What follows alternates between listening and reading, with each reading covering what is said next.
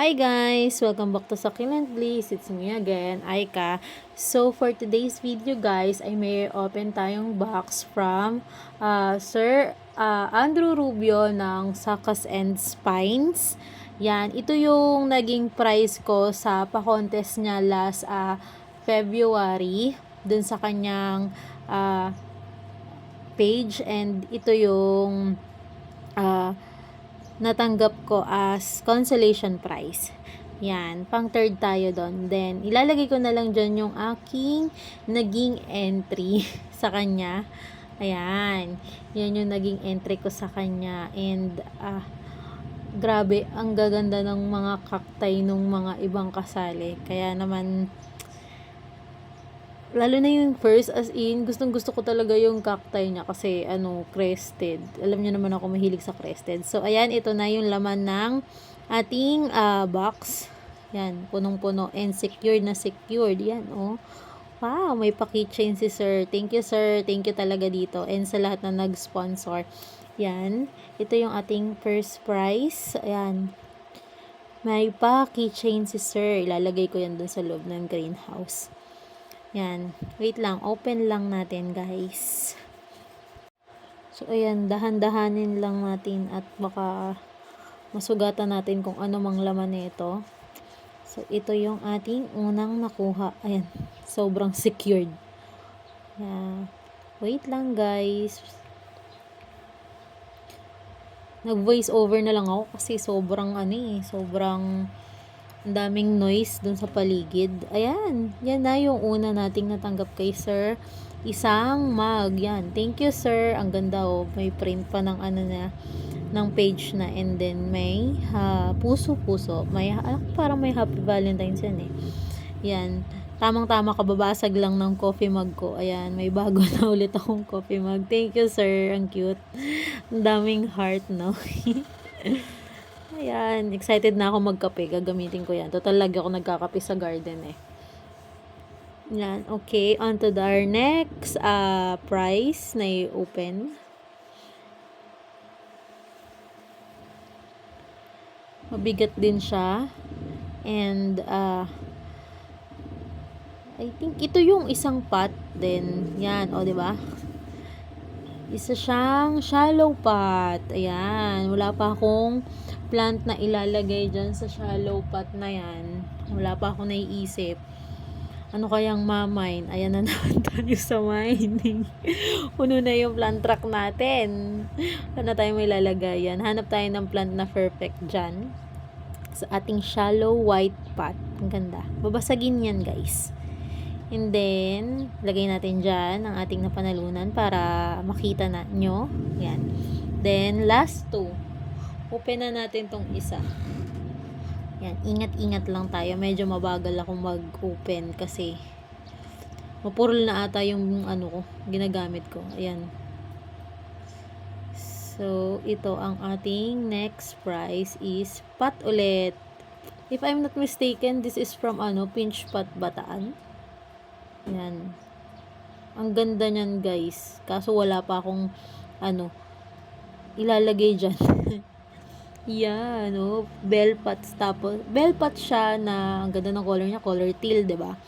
Favorite color ko din yan. Ayan, bell pot siya na ceramic. Ayan.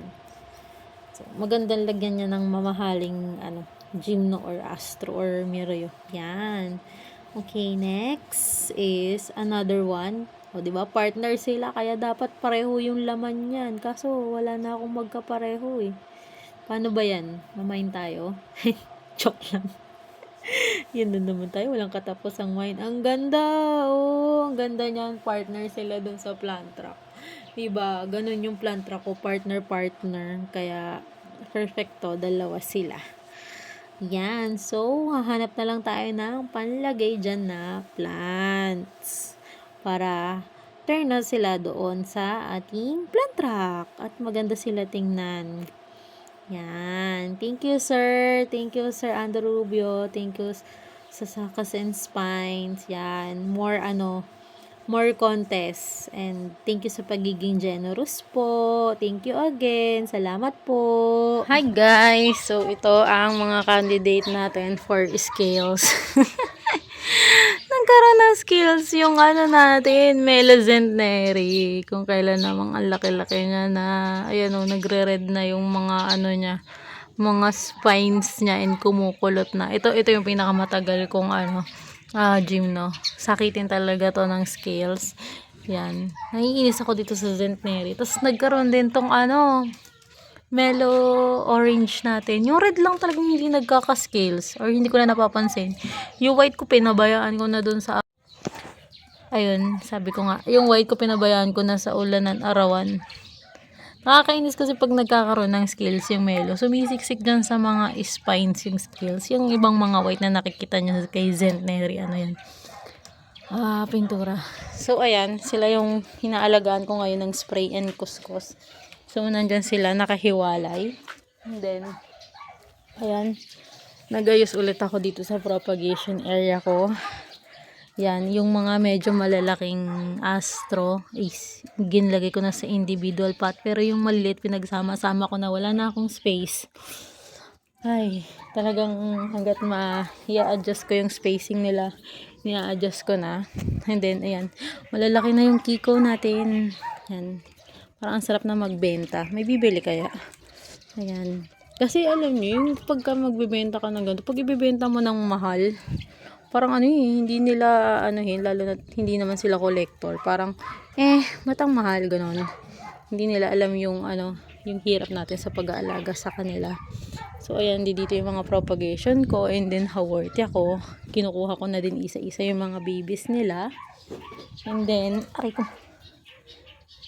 Yan, malalaki na yung propa natin ng Purple Delight. Tsaka dito. Ayan. Dito ko na nilipat yung propagation natin sa tray. Ayusin ko ulit yan. Ay. And then, ayan, inayos ko yung mga gymnos natin. At last, ayan. Okay na siya. May kulang pa dito. Hindi ko alam kung ano nilalagay ko. May pots pa ako pero wala na akong T-line. Puro T-lines kasi yan eh. Ay, may dalawa pa lang hindi T-line. Yan. Yan yung mga T-line na nandito. So, yung laman ngayon ng pot na to is yung dating nasa tray. Yan, pinagdalwa-dalwa ko na kasi wala na akong space. Ang dami nila. So, iniintay ko lang lumaki sila. Hindi ko alam kung gaano katagal pa yung pag-iintay ko kasi ang tagal bago ko napalaki ng ganito. Yung mga gym na ko parang 2 years din. Nagsimula din ako sa mga ganyan kaliliit. Yan. Alam niyo yung bagong uuso yung gym na yung kahit sa Shopee nakakabili kayo. Ayan yun. Yan sila. Tapos ito yung mga T-lines ko. Yung mahilig mga anak. Yan. Kaya super dami kong T-lines. Well, nauna naman talaga ang gusto ko is T-lines. Ayan. Parang may bulok pa to. May sakit pa ata.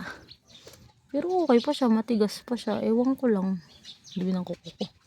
Ayan. Tapos yan. Nagpuropa na ako ng monkey's tail.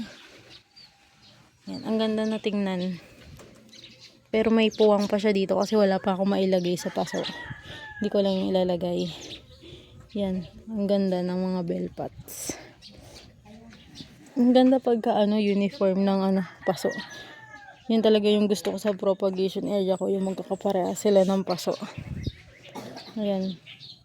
So yan lang naman yung inayos ko. Siguro 3 days na akong nag-aayos dito. Syempre hindi lang kasi isang upuan itong ginagawa ko.